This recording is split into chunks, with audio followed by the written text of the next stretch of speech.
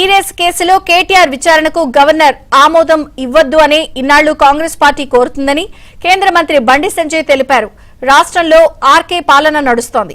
RK అంటే రేవంత్ రెడ్డి, కేటీఆర్ అని అన్నారు.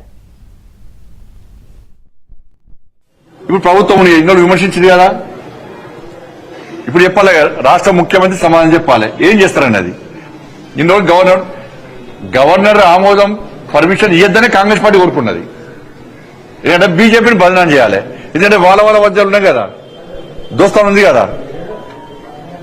2 సంవత్సరాలే రాష్ట్ర ముఖ్యమంత్రి గారు ఏమన్నారు, ఎన్నికలకు రాకముందు మొత్తం ఉన్న రికవరీ చేస్తా, ఆస్తులు జప్తు చేస్తా, దున్నిస్తా, కేసీఆర్ కుటుంబాన్ని జైలుకు పంపుతా అన్నాడు.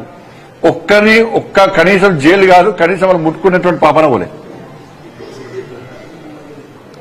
లోపాయకారి ఒప్పందంతో ఇవాళ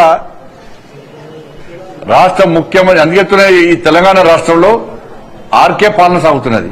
ఆర్కే రేవంత్ రెడ్డి, కేటీఆర్ పాలన కొనసాగుతున్నది.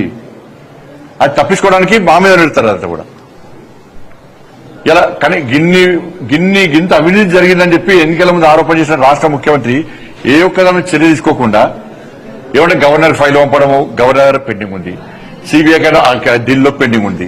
నీ చేతుల్లో ఫస్ట్ ఏరాదు.